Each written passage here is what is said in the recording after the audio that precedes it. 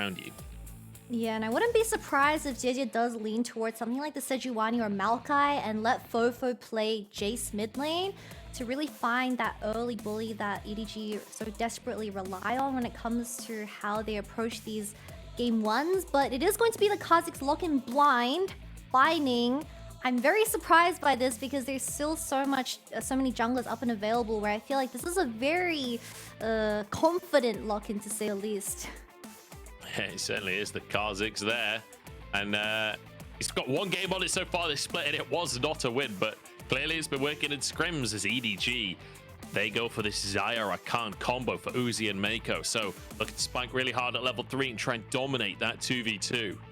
What Ultra Prime want to go for is their third lock-in here, something for the top side. Hery, very comfortable on the K'Sante, as are pretty much all of our top laners in the LPL. This has kind of been the staple pickup here. Doesn't necessarily do as hot into the Renekton though. We've seen Renekton starting to edge that matchup out. Yeah, surprisingly that Hery is going to take this matchup up against the Renekton. I'm assuming Allah did expect Hery to also pick that as it is his most played champion tied alongside, I believe, the Gnar. However, I feel like if K'Sante is going to be able to find those short trades up against the Renekton where they often take Conqueror, that could be the way to go. And of course, you have amazing setup in frontline to kind of be able to enable Ning on this Kazakhs pick. But once again, the mid and jungle are going to be left up and open for EDG, which is very surprising because you already see Ultra Prime taking the Annie away. So Ultra Prime is going to narrow down on the jungle pool, and that's something I'm very worried about because Jiejie, you look at his champion pool, you have something like the Scion and the Nocturne still available, and that could work with Meiko locking in this Rakan. Yeah, the Maokai taken off of the board. Sejuani would be open as well if he wants to go for that. That's kind of been one of the champs he's very happy to lean towards, but no, actually denying FoFo the Azir. We did talk about FoFo's Azir being comfort pick, and you could see actually FoFo reacting to that on camera. That was clearly something they were leaning towards. I mean, they've already got two birds in the composition. Why not a third? Well, I think Sejuani would also work pretty well here, but that does mean you are lacking a bit of AP. Depending on what FoFo wants to take in the mid lane, I wouldn't be surprised if he just defaults to something like the Jace. The Ashe did receive a slight buff in patch 13.12, but with the Xayah getting locked in, maybe it's the Kai'Sa for Doggo with Aphelios also getting taken off the board as well. But we haven't seen a single static Shiv yet. But we'll have to wait and see if EDG or Ultra Prime are gonna meet expectations with this current meta. We're just in draft and SwordArt is already like shouting at his teammates. Like, for anyone that hasn't been in a room with SwordArt before, you can hear him over the crowd in the arena. He is one of the loudest dudes I've ever heard in my life. The vocal cords on that man are powerful, let me tell you. But the Nautilus going to be locked in. AD carry left for last pick. And leaving the Jinx open are EDG because Jinx can struggle a bit versus Xayah during the laning phase. Can be exposed a bit by the Lovers duo. We've got an Elise locked in for Jiejie. I can't remember the last time I saw an Elise. He's played it once, but... often, well...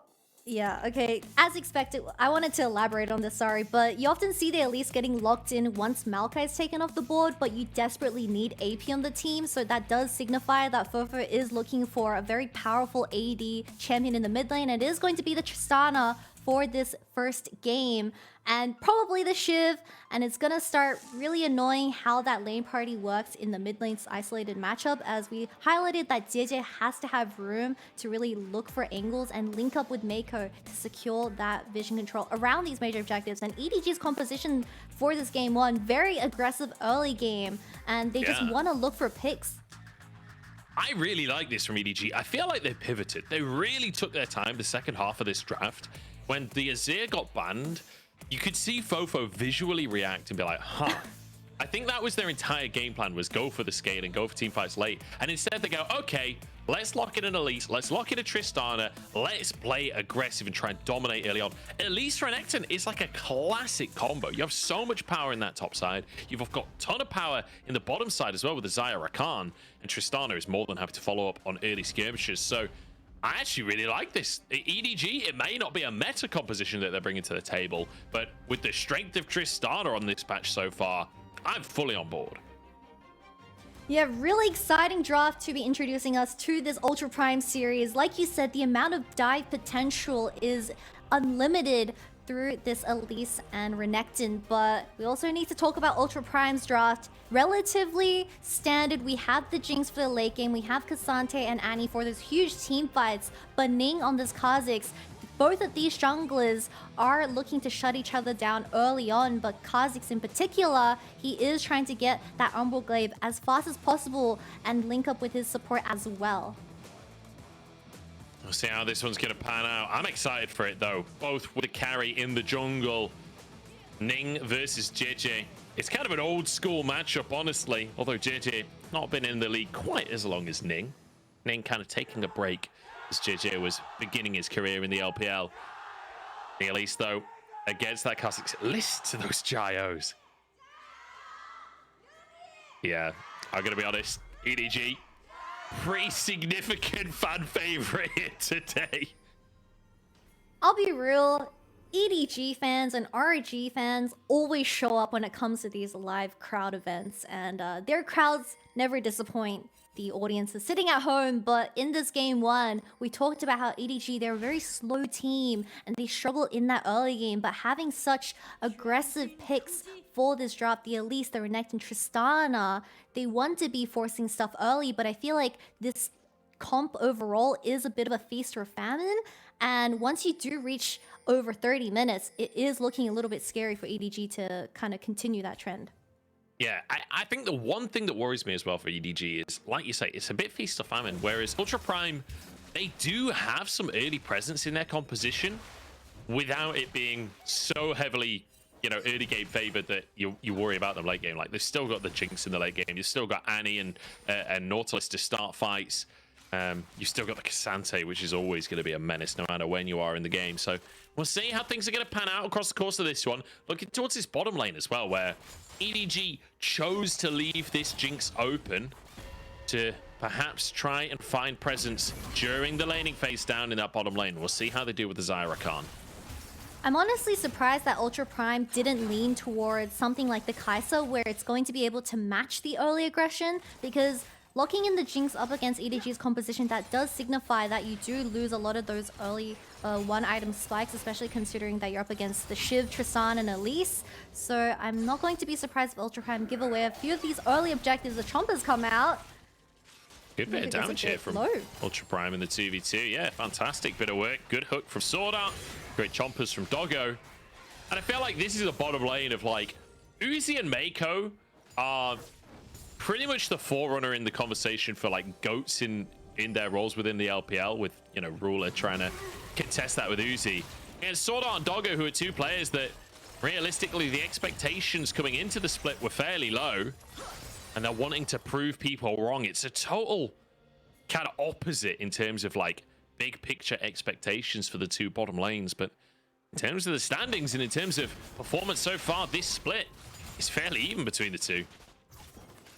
Yeah, I mean, these names on the EDG roster have so much history connected behind it, but something else that I wanted to kind of shine a light on is EDG, although you might criticize how the players have been performing in their recent games, I think another thing that hasn't really been working out for them is their draft. And you often see EDG in a bit of an awkward situation where they don't have a lot of lane party, but they play the complete opposite. However, this game, they fixed that. They have Tristan in mid lane, so hopefully Jiejie, with this amount of breathing space, he is able to make up for the previous weeks of performances. Nice bit of play there.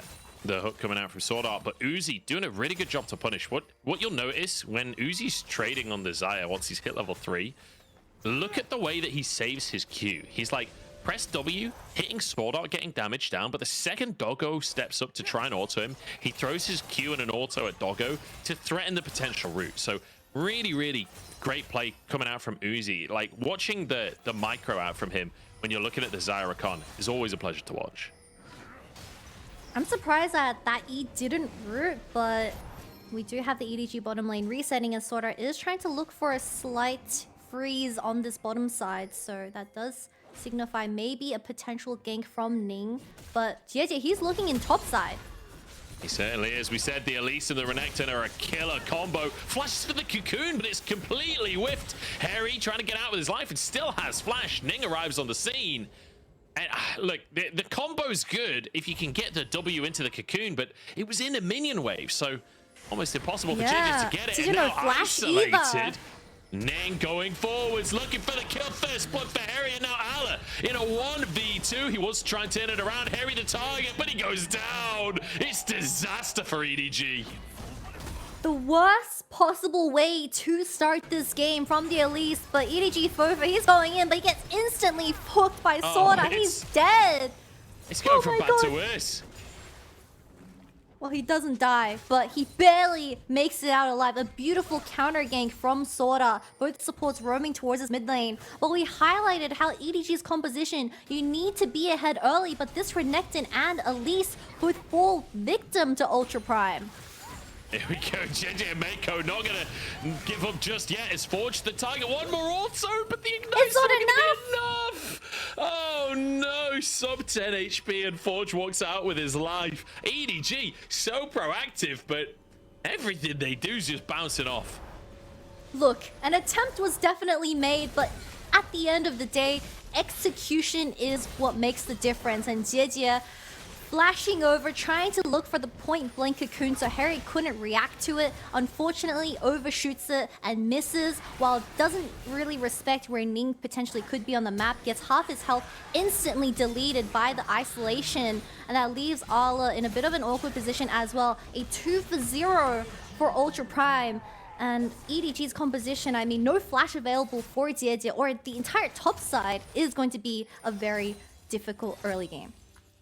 Look how far ahead Ning is as well. Like 10 CS up in the jungle, already has that serrated Dirk. And that's the, I mean, Doggo knocked up in the bottom side of Zuzi, gets a couple of feathers down, but they won't be able to follow up too much. Good route on SwordArt as well. But they're just going to be clearing the wave. Yeah, the top lane obviously massively ahead for Hery on that Cassante, but I feel like Ning is the one you got to worry about because he's on a carry. He's on that Kha'Zix. If he can get another kill early on in this game, it might be curtains for EDG. Hold your horses. Jiejie is still cooking something up on this Elise. I feel like Elise, after you kind of hit the 25-minute mark, the champion does fall off the cliff. As Ning, he is now level 6 on the Kha'Zix, and you never want Kha'Zixes to be safely farming in their own jungle and getting that first item spike online. I feel like it could potentially be either the Duskblade or the Umbral Blade, depending on how he wants to approach his game 1. Either deny the vision or really make up for that lack of damage in the top side and be that difference maker when it comes to these early skirmishes. But Jiejie is now level 5 and looking to clear his own camp, but it's looking a little bit disastrous. Yeah, Ning not sure where he wants to go here. Is Jiejie backing off there? Might go for a dive here. The knockback is there, and the isolation damage is gone. See you later, Alan. Doesn't even get a chance to flash. He's just one shot. Yeah, I mean, he also loses out on an entire wave as well. FoFo trying to look for something. Meiko does have the E and W onto Doggo. Oh, no. Flashed away from quickness. Not there for Meiko just yet. He's still level 5. FoFo trying to make an attempt, and I feel like everything EDG have done in this early game has just gone dramatically wrong. At least they'll get a bit of zoning going. And Uzi gets a bit of solo time on the tower in the bottom side, but Doggo surviving. It really couldn't be going much worse for EDG right now.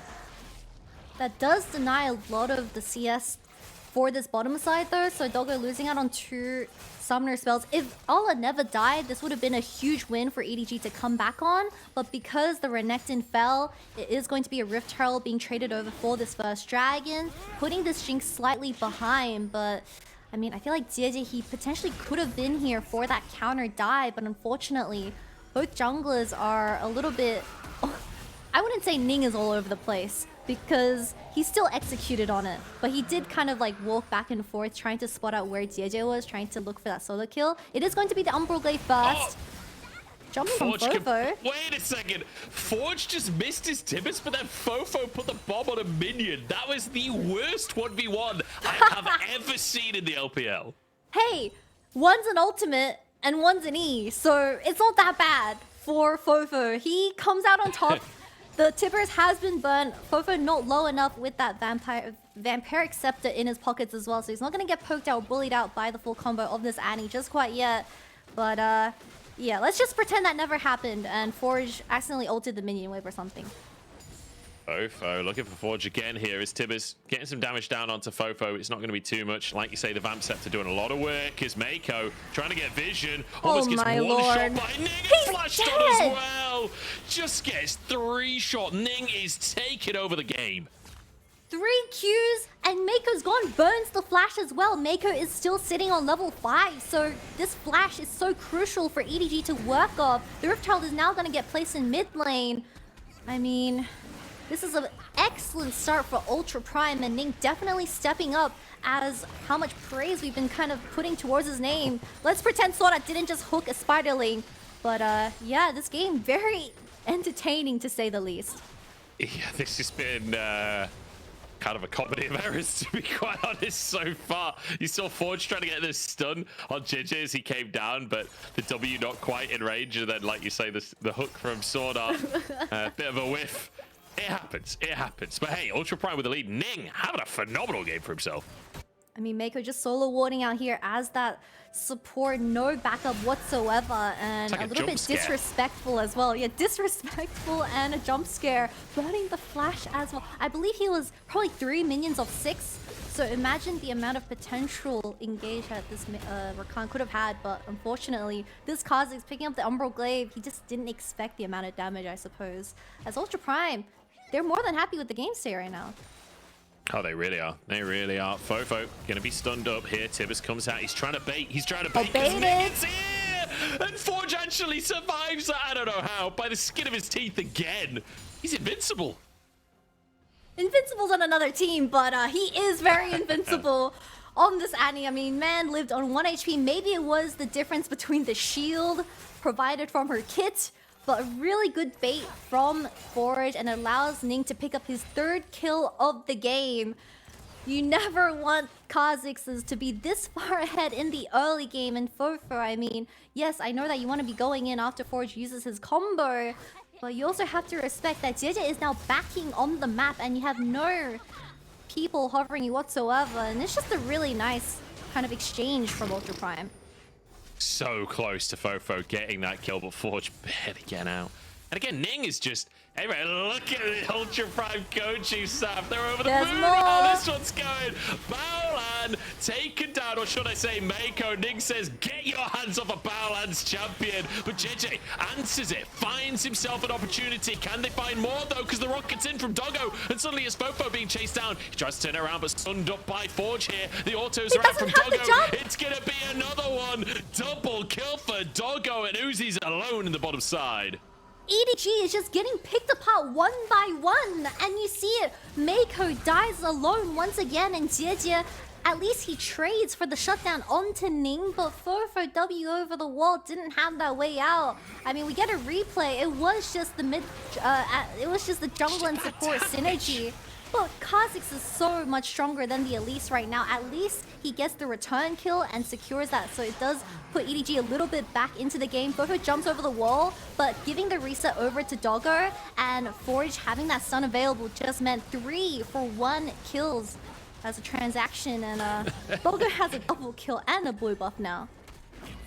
FoFo is so tanky. Like, that took them so long to kill the Tristana there. I think Forge just everything on cooldown. Look at Ning's inventory. He's got a Mythic and an Umbral Glaive. We talked about the 1-item spike for Kha'Zix. He's on 2 items at 13 minutes. Like, this is a solo queue game for him at this point, as he is just taking over. And like you say, the double kill for Doggo, kind of mitigating a lot of the early lead that Uzi and Meiko have managed to find in that bottom side. It's a 30, almost 40 CS lead for them down bot. And they will finish this tower off as well, getting that final plate within the last 15 seconds. But ultimately, Drake coming up on the board here. And EDG got the first one of the game. Perhaps this is their win con. The rough thing is I don't know how EDG is going to be able to contest for any of these remaining dragons. Ning has an Umbral Glaive working alongside SwordArt as well.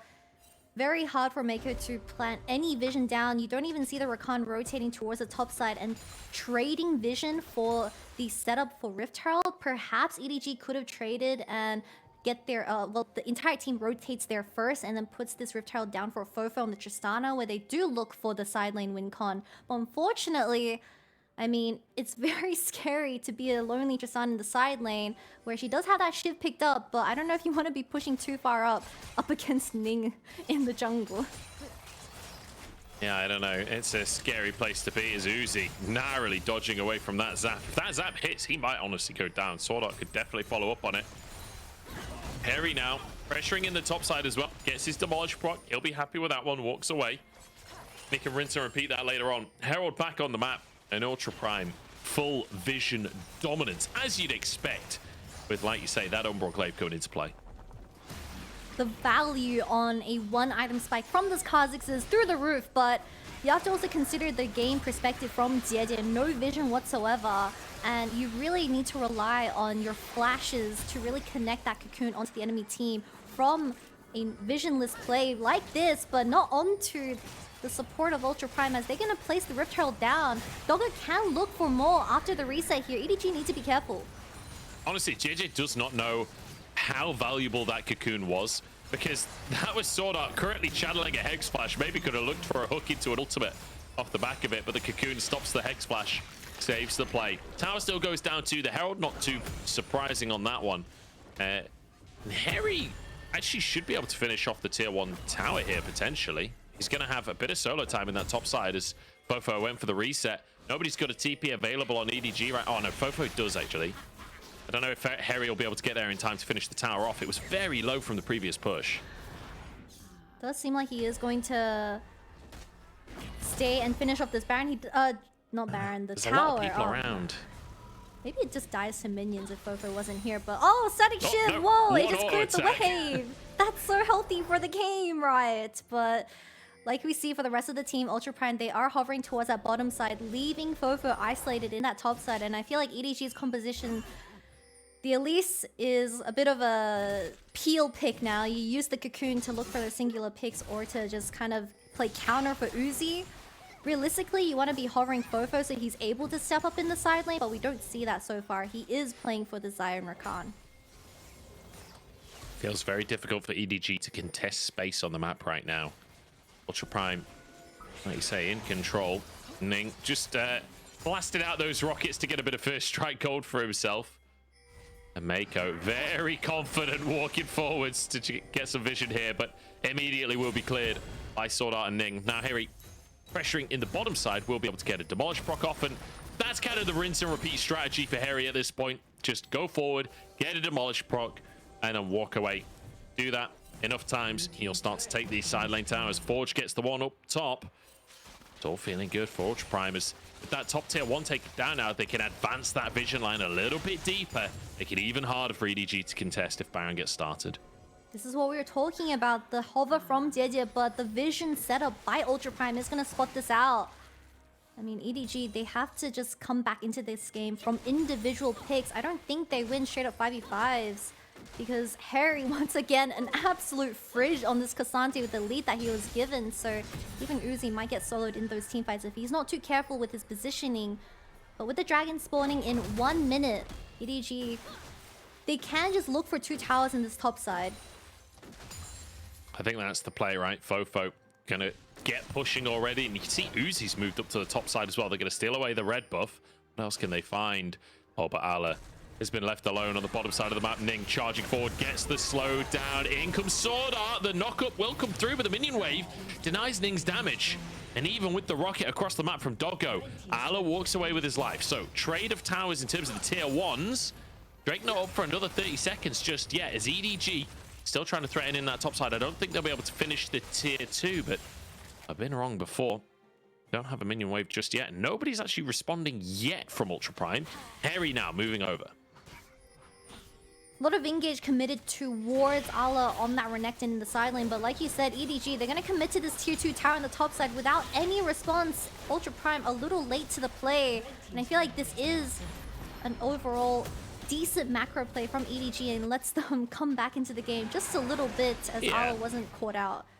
I feel like it's almost like EDG going, look, we have absolutely no world where we can contest this next Drake. Ning has to be on this bottom side to continue stacking the Drake, so this is our window to find something, get a cross map going, and good call from EDG to get a bit of gold in their pockets. And when you look at the gold overall, it's 3,500 in favor of Ultra Prime, which is a sizable lead, but it's certainly not like the be-all and end-all.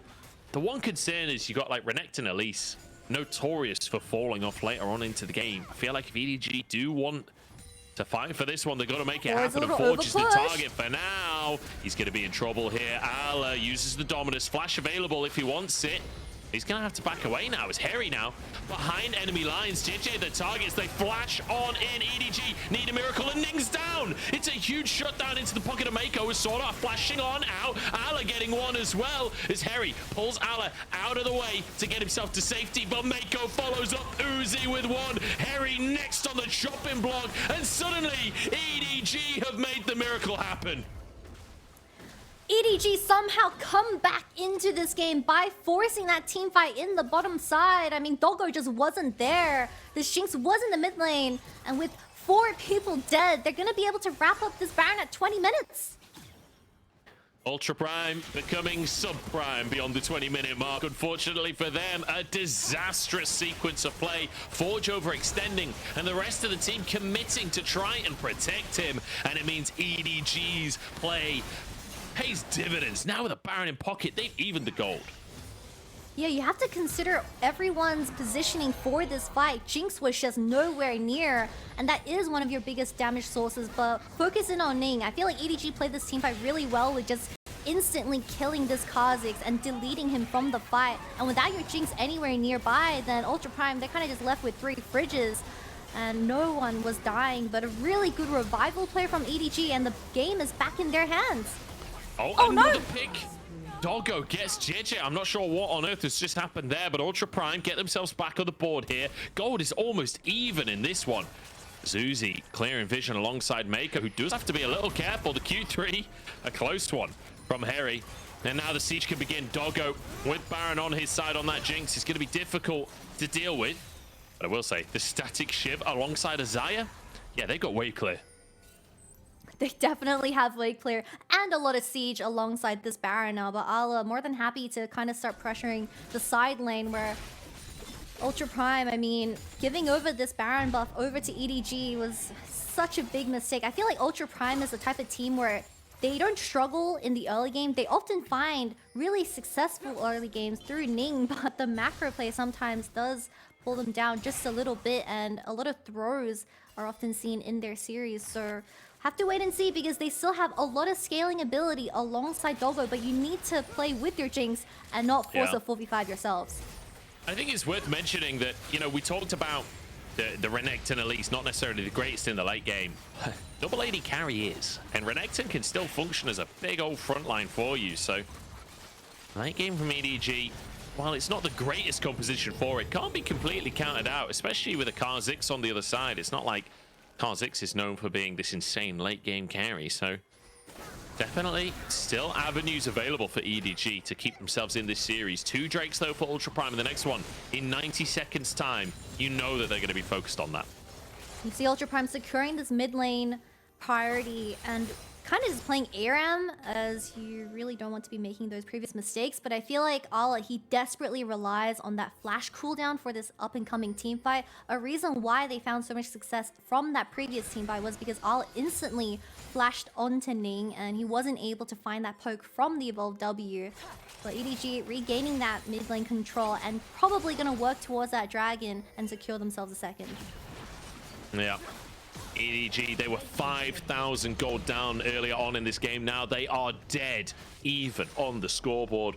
Phenomenal comeback from them. And suddenly, it's the polar opposite of what we saw earlier in the game, right? It was Ultra Prime completely starving EDG of vision. Now they have no vision whatsoever around this Baron area. That ward going to push Jiejie and FoFo away as the recalls have come through from the EDG bot lane. I think Ultra Prime, they need to play front to back for this upcoming team fight though. I'm expecting a 5v5. Ultra Prime don't want to give up this soul point, which is going to be Ocean for this game, but Ala does have that flash coming up in around 20 seconds or so. Doggo needs to be protected by Forge and SwordArt, while Hery looks for his hands onto Uzi for the Xayah.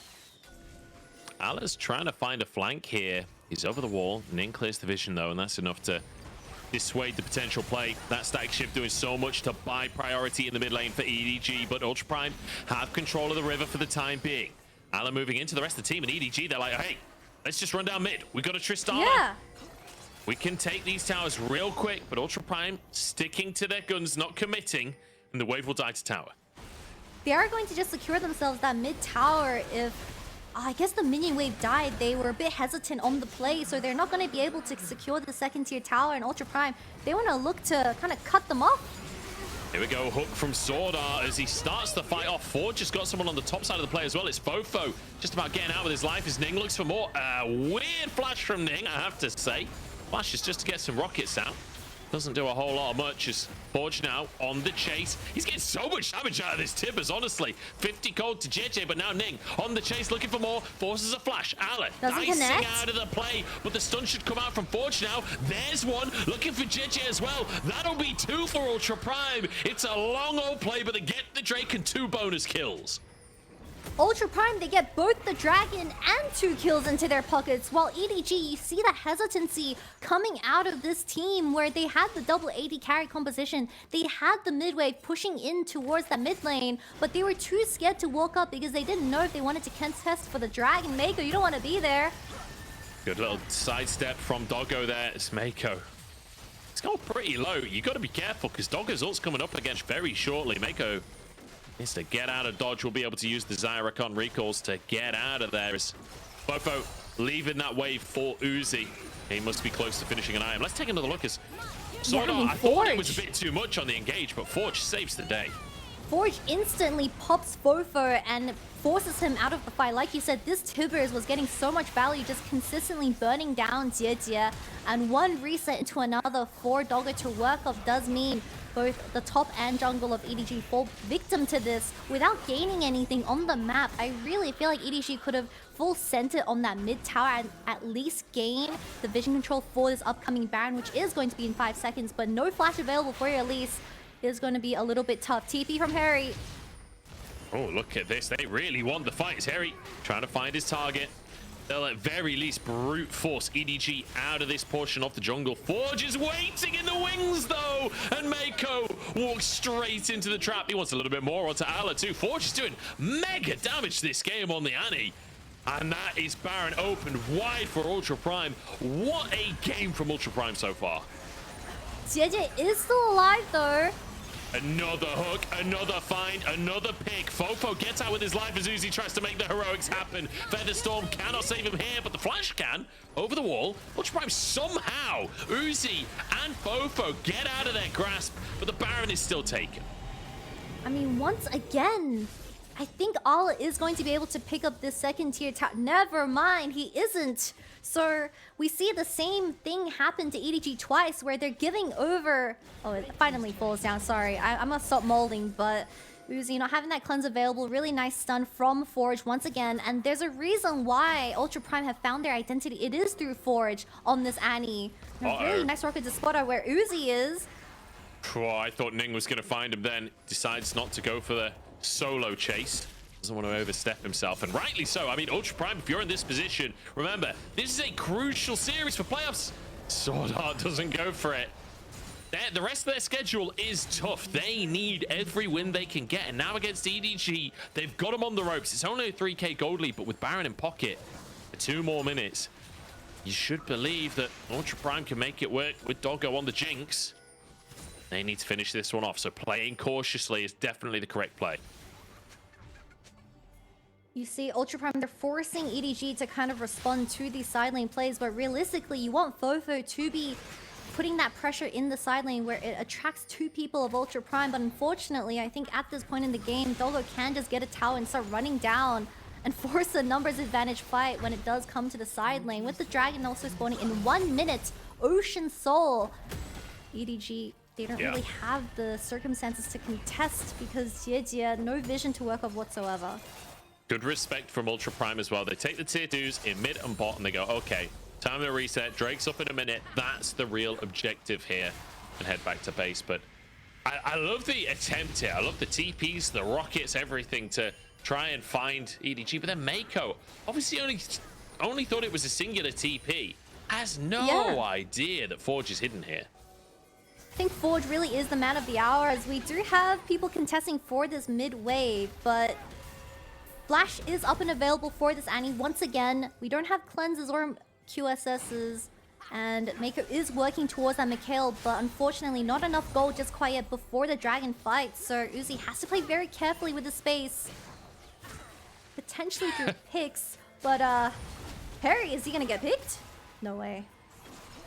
I'm not sure what the G2 flare is from SwordArt there. Is Hery caught out before Forge goes in, turns it around as FoFo the target, and Hery surviving for the time being. Ala gets into the play, but Dragon's already taken, and Doggo's untouched. Ala into his GA, and this might just be more than a pick here. This might be the end of the game as Doggo takes a bit of damage, but Ala falls. Yeah, but wait, bottom. Ocean Soul. It does seem like Ultra Prime, they're gonna work towards that bottom side with the Baron buff as well. Flash hook. Oh, what a hook. What a hook from SwordArt. It's another one for Doggo, and he can chase for a little bit more as well. Uzi and Meiko still there. FoFo alongside him. I feel like the rocket just being used for vision at this point as they look for Meiko, and he'll go down. Uzi over the wall, but no flash available for Doggo as FoFo does answer with one. Ning grabbing that fourth kill of the fight, and now into the base go Ultra Prime and SwordArt. Looking for a contract in Europe next. He went and got the American buddy. He's looking for the European cash next, flashing up the G2 emotes. Mid lane tower goes down, and with the wave there, FoFo has the static shiv. But I think they'll just clear the game anyway. I think they'll just end this one. Cannon still there. FoFo forced away. That's one tower down. Second one. The cannon goes down, and Ala charges in. Can they actually end the game here? They've only got a few seconds on Uzi as well. Ala trying to tank up as the wave gets underneath the tower here. Doggo one more auto to finish the tower, but he can't step up. And EDG have somehow held on. Jiejie does have the flash available. Can he look for the pick onto Forge? He doesn't have the flash himself, but he isn't going to pull the trigger. This is where you look for the comeback, EDG. But unfortunately, Ultra Prime, they get both mid inhibitor and the Nexus Tower scratch free. Just about surviving our EDG. And like you say, Jiejie almost has the opportunity to flash in, dodging away from the hook from SwordArt as well. That hook hits onto Jiejie and the game ends. Like, all of that for nothing. Is Ning sneaking through, but spotted out. Jiejie hiding in this brush. Had the Night Harvester available, but look at this. Ultra Prime moving as a unit, rightly so. They don't want to give any opportunities to EDG. You also have that wave slowly pushing in, and EDG, someone has to respond to that. But Baron is going to be spawning in 1 minute. No flashes for the carries of Ultra Prime. They can look for a flash cocoon here. Hery buffers a lot of that CC. I mean, he's still 2/3 of his health. He's bloody invincible at this point as the TP coming on through. Forge gets onto the backline, but FoFo will just take him down. FoFo survives, and maybe a chance for EDG. A pick at very least. Still 5 strong. Quickness already used by Meiko as Ala looks for a way into the fight, but no flash available for him either. The wave clear is certainly there for Doggo. I don't know if EDG will find much off of this one. 40 seconds on that Baron. Does allow EDG to find a bit of space to breathe. Look for the vision control on this Baron. 30 seconds for Forge. No TP available whatsoever either. But Jiejie still is holding on to that flash. And Doggo, he doesn't have his own. So maybe they can get their hands onto the carries of Ultra Prime here. I love how confidently Ultra Prime still push forwards. I've just noticed that SwordArt is like really on brand. He's sponsored by UPS and Microsoft WordArt. Like, that's kind of insane. UPS WordArt moving forwards here as he's getting his bag. 4K on the Baron. They're just going to burn through this one. It's just going to be taken before Ultra Prime even get onto the scene. This is a 4v5 still. Forge is not in the play just yet. Hery in the middle of the pit here. Jiejie kind of abandoned by his team. Has to flash over. Featherstorm out from Uzi. Early on in the fight as Hery looks for the all-out. Tries to find the carries here. Ultra Prime might just have done it. SwordArt there as Doggo jumps back into the play towards the Crocodile, though. This is dangerous. Jiejie trying to get the damage, but Doggo survives. And Ultra Prime have done it. It felt a little dicey, but the ace is there. TP's into the base. And Ultra Prime, they'll take game 1. And Hery destroys the backline of EDG, occupying both Uzi and Meiko instantly TPs towards this base and is going to secure this 1-0 lead up against EDG. And overall, what a convincing win from Ultra Prime. Absolutely fantastic from Ultra Prime. Ning on the car. Zix just dominated the early game. He got such a huge lead for his team. And sure, it wasn't a perfect win. It wasn't the cleanest win, but a win is a win at the end of the day. And Ultra Prime, they need this one on the board. And so far, so good. They need a second win. They need to convert it.